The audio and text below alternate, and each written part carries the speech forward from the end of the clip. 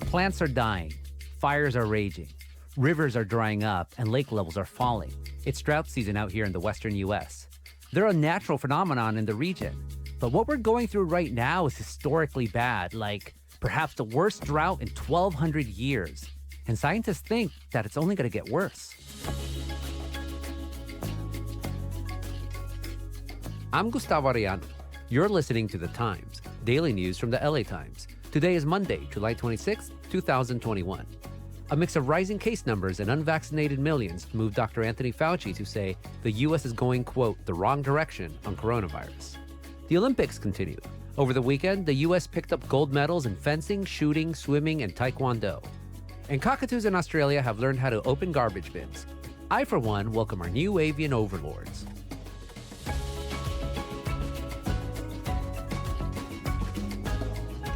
Today, we launched Drought Week, a 5-part series looking at how water shortages across the West are profoundly changing life. We'll swoop all around, from Oregon to the Sonoran Desert, from cities to national parks, from Joshua trees to lawns. So get your 5-gallon buckets and put them next to you when you shower, because things are serious right now.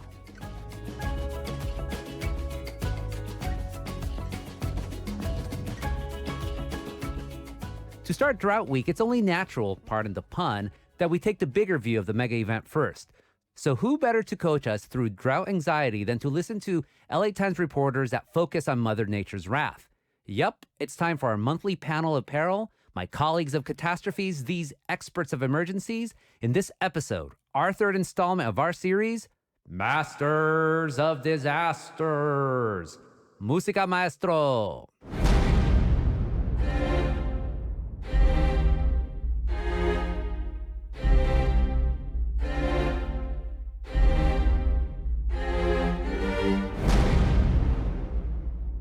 Representing earthquakes is Ron Lin, who also covers COVID-19 for The Times.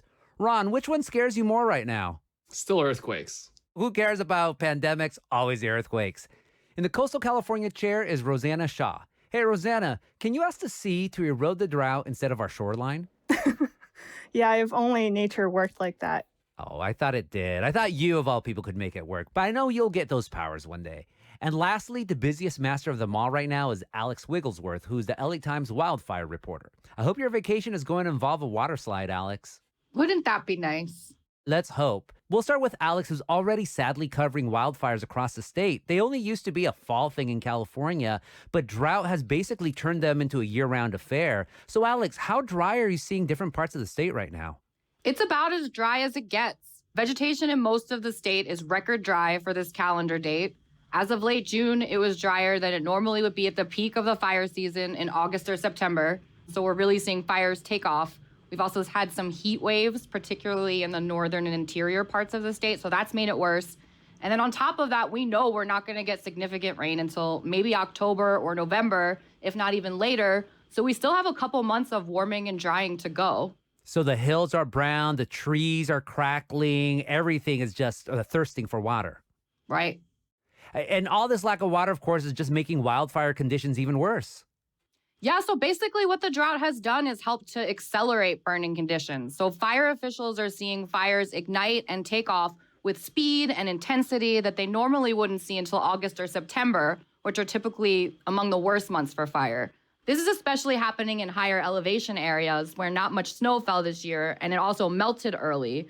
Like last year, one of the first major fires of the season was the Apple Fire in Riverside County in August, and that topped 20,000 acres. This year, we started seeing fires that were topping 20,000 acres in early and mid-July. So because of the drought, we're seeing a fire season that started earlier, will probably last longer, and is also looking like it will be characterized by larger, more intense fires like we saw last year. So how bad is this drought historically? Yeah, so there was a study last year in the journal Science. Researchers analyzed tree ring records from trees across Western North America to reconstruct soil moisture over the last 1,200 years.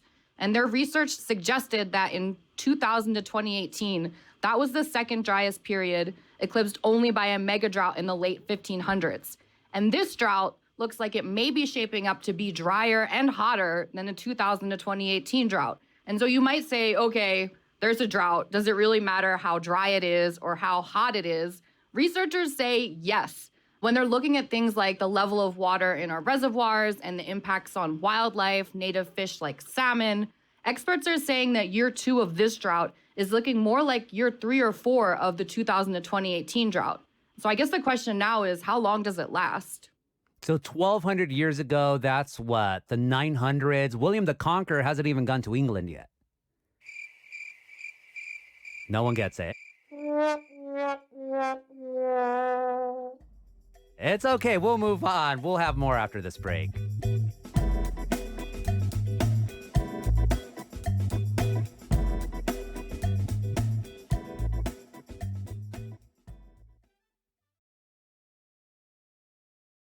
We're back with Masters of Disasters, Drought Week edition. Although Ron Lin and Rosanna Shaw now cover earthquakes and the coast, respectively, they were the wonder twins of water coverage for the LA Times the last time California went through a historic drought, which was just 5 years ago. Eep.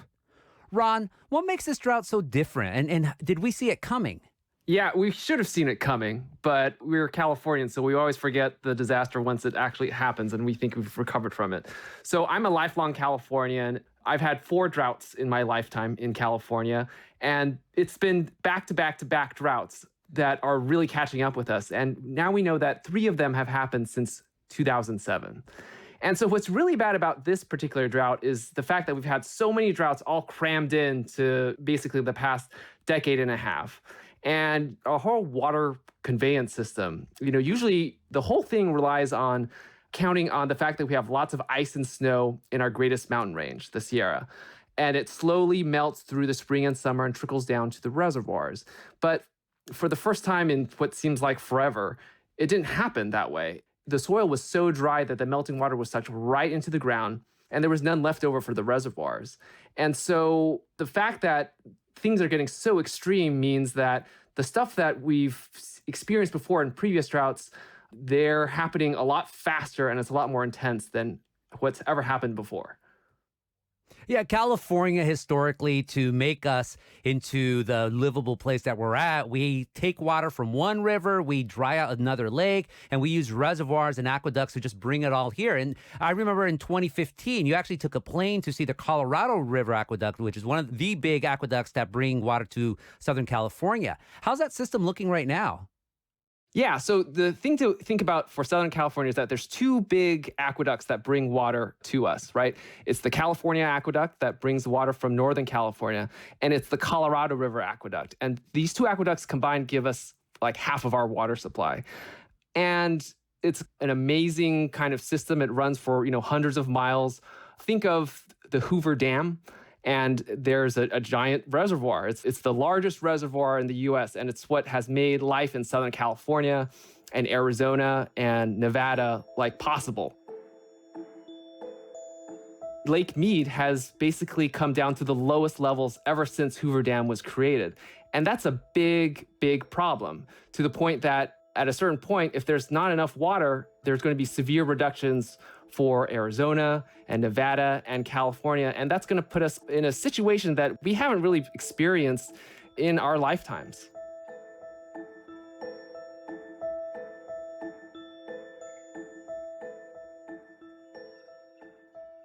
It's not just drought here in the West, it's across the world. Wasn't it like in 2018 or something where Cape Town, South Africa, they were literally about to run out of water at some point? Yeah, and in fact, I took a vacation to that part of the world. And that was one of the things that, I was super, super worried about. There were actually parts of town, if I recall correctly, that really did run out of water, to the point where, tourists coming in, they were really asked to, really try to conserve water. In places like Taiwan right now, they, until recently, were experiencing a dramatic drought. And so one of the things to kind of think about for California is that California was built in an era where, as it turns out, there was a lot more water during those decades at that time. And so now we're kind of at the stage where we're realizing, what? We have this really bad relationship with our water. Not only have we planted lawns throughout the state just because that's the way they did it in England or on the East Coast where it rains so much of the year. That's really a terrible thing you can do in California. And so there's a lot of unhealthy relationship with this water. One thing to think about during our last drought that really kind of stunned me is that for more than 100 years, farmers in California's Central Valley have actually been mining water that has seeped down underneath the Central Valley for tens of thousands of years. They've been extracting that water, and there's no way of really filling that back up. And so California has had this really kind of bad relationship with its water, to the point that, we really have to think about what is the next century going to look like? And we have to really realize that the next century is going to be very different from this century. I'm glad you brought up England because that ties back to William the Conqueror. Rosanna, how was it covering the last drought? Where do I even start? There was that 25% reduction order that was just rippled across the state in so many different ways. There was all the water shaming and the lawn shaming and all the heartbreaking stories of people in more remote areas actually running out of water. I remember one of the first places I got sent to when we hit year 4 drought emergency was Fresno, one of the more major cities in the Central Valley. And oh my God, it was like 106 degrees that day. And everything looked like it had been covered by one of those dusty, yellowy Instagram filters. All the lawns had dried up. The air was just so dry. You could feel it in your throat. Isn't that filter 1976? Maybe Valencia. I don't know my Instagram filters. I'm actually a very old millennial. But yeah, the air was so dry you could feel it in your throat. And the city literally had water police issuing hundreds of penalties to people who weren't following the water restrictions. And the city even had like this mantra, "Don't frown on brown," that I heard everywhere on TV and the radio. I also remember standing on Donner Summit. It's one of the snowiest places in the country where, it was once covered with so much snow that the Donner Party had to resort to cannibalism to survive. And when I got there that year, the peak was brown. The ski resorts up there made this thin strip of man-made snow to try to stay open that season, but even that didn't last too long.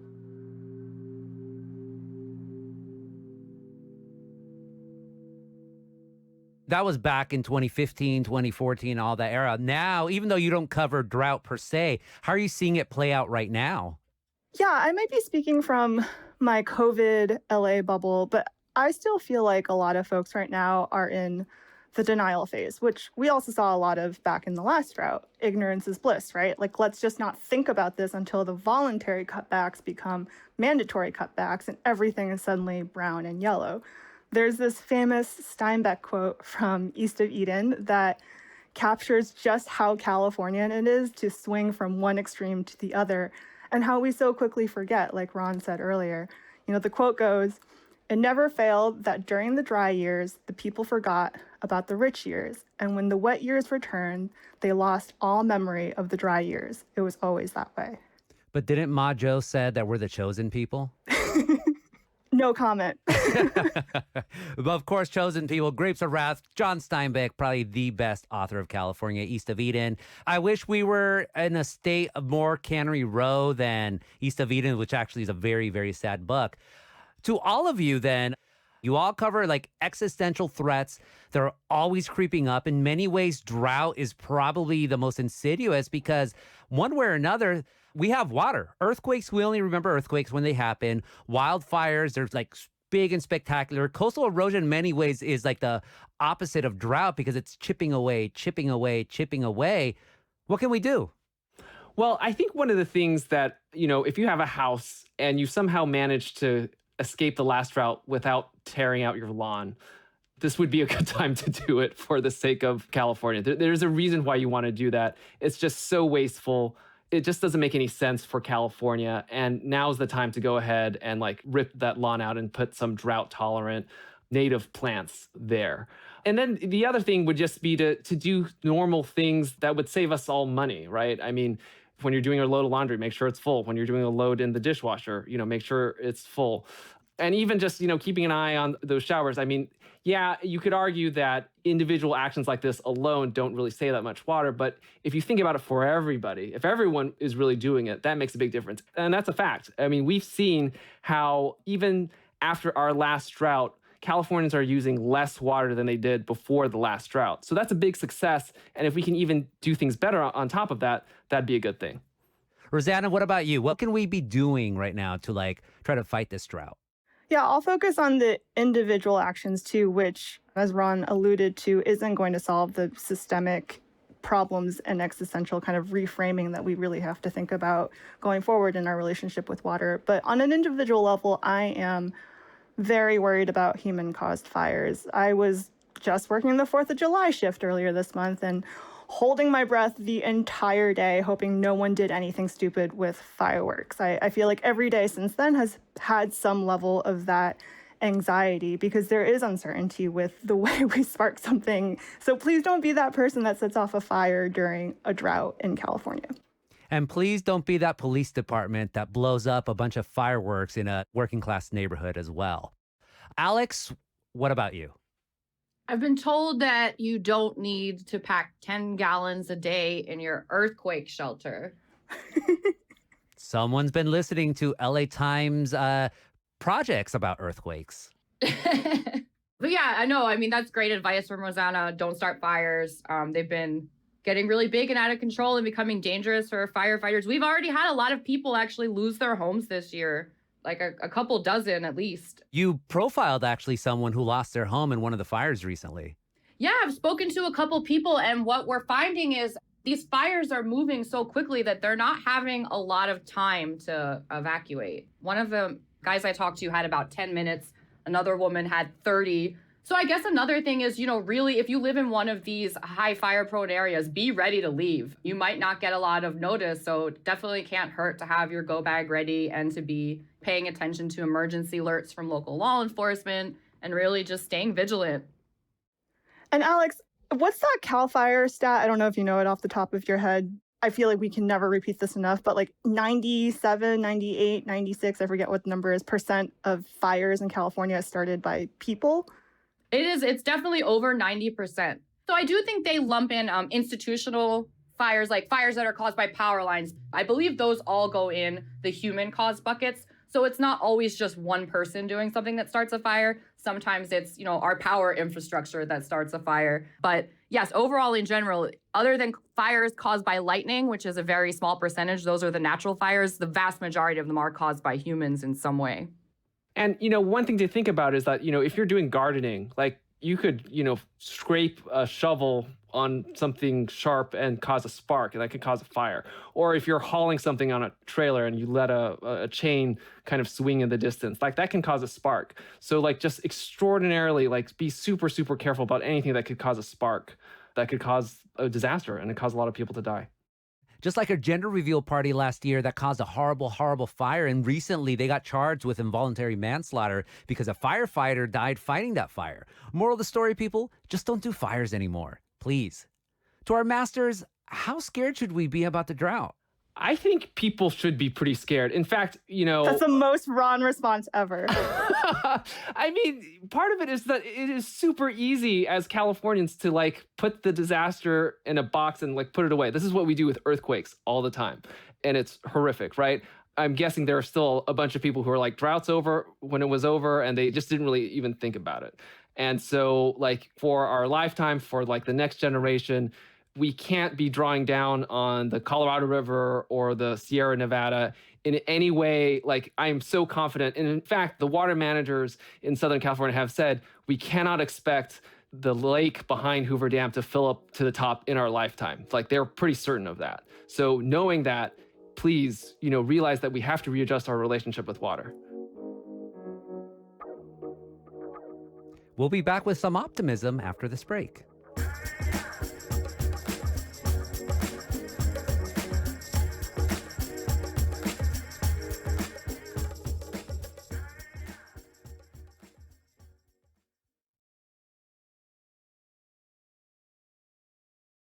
And now comes our traditional end to Masters of Disasters, where we ask Ron, Rosanna, and Alex what's making them happy right now, because we all need that.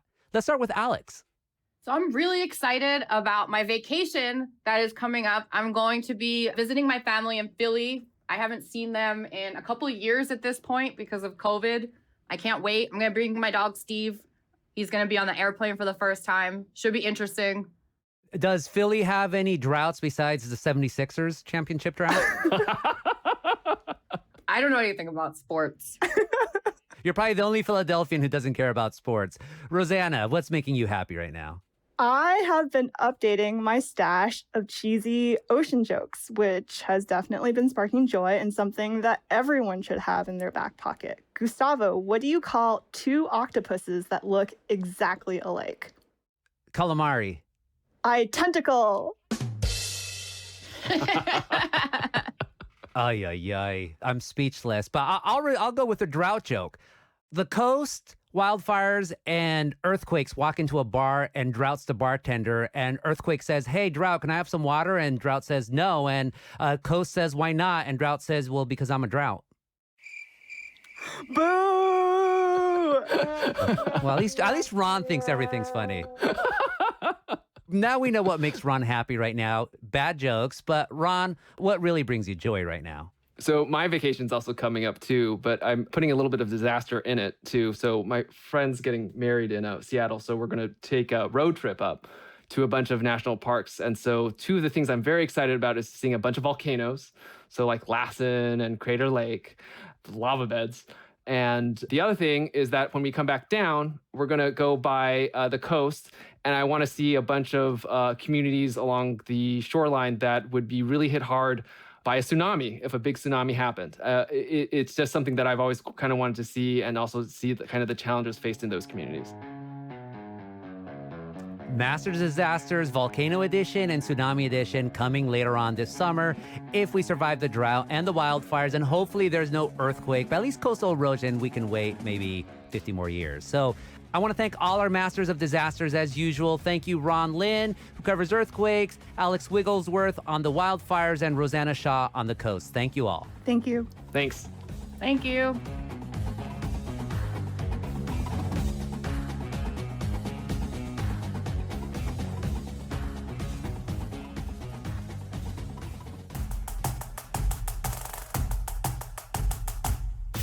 Now to the Tokyo Olympics. Faster, higher, stronger. And we're not talking about the COVID pandemic. All week, we're hearing from members of the U.S. Olympic squad, all from different sports, all with different dreams, ready to compete against the best in the world. My name is Richard Torrez Jr. I am a 2020 USA Olympian.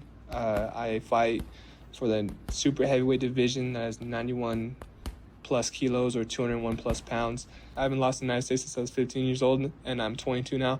I've been to 13 different countries with USA Boxing. I'm going into the Olympics as a third seed. Hi, I'm Richard Torrez Sr. I'm from Tulare, California. I'm 55 years old, and I'm operating and running the Tulare Athletic Boxing Club. I've been coaching my son since he's in the womb.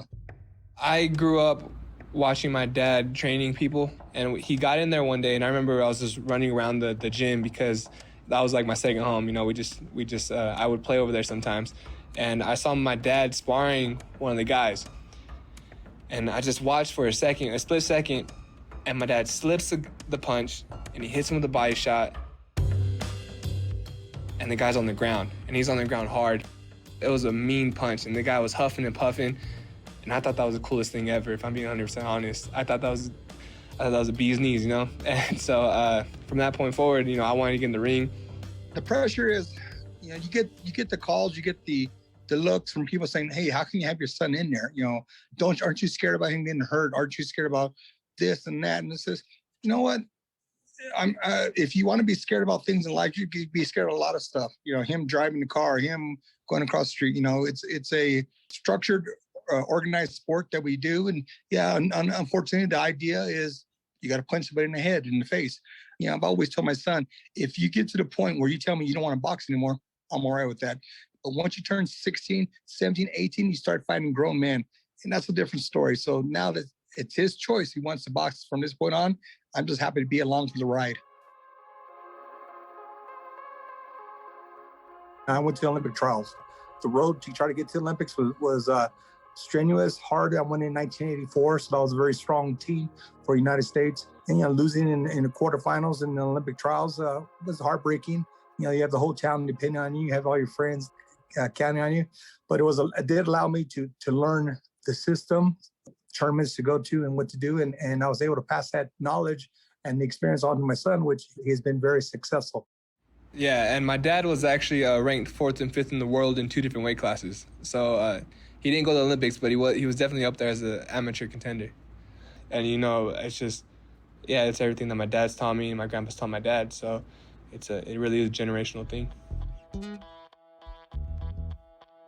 My father, Richard Torrez Sr., first started boxing approximately when he was 13 years old. My dad was kind of a whippersnapper, and he was kind of like, hey, I want to box. His uncle says, no, you won't be any good at it. He goes, no, I want to box. So finally the uncle says, okay, I'm going to teach you a lesson.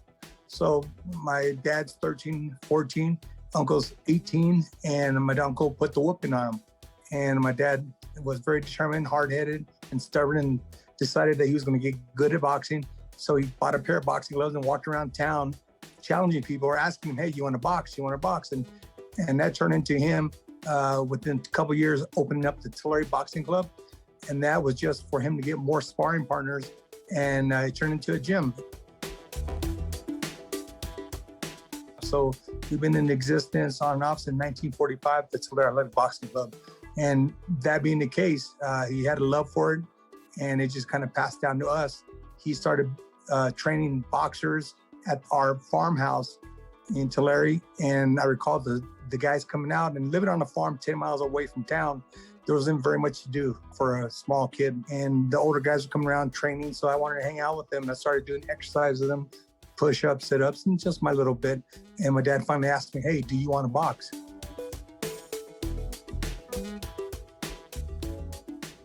So with the regulations put in place for COVID, there is no outside person from Japan able to go. So with that being said, no one in my family can go. I bought this iPhone for him. He said we can communicate via iPhone, so we'll be communicating that way. There's been so many things that I haven't been able to do. You know, I kind of cut out a lot of social life. I don't drink, I don't smoke, I don't do a lot of things because I have a gold medal mindset is what we call it. And so I really wanted to show that putting in this work, putting this time, putting this effort, not just for me, but for my family, is validated, and it was worth something. And so that's what I'm hoping to accomplish at the Olympics.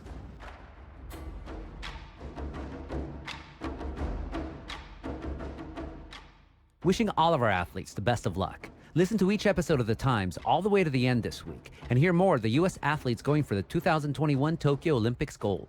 And don't forget, there's no such thing as fourth place, unless you're a new daily podcast.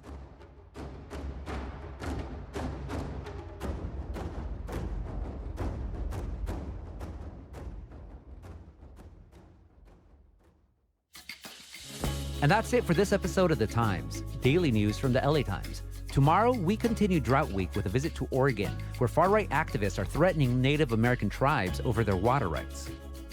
Our show is produced by Shannon Lin and Denise Guerra. Our engineer is Mario Diaz. Our editors are Lauren Rabb and Shawnee Hilton.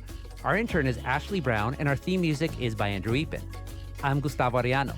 We'll be back tomorrow with all the news and desmadre. Please save water. Gracias.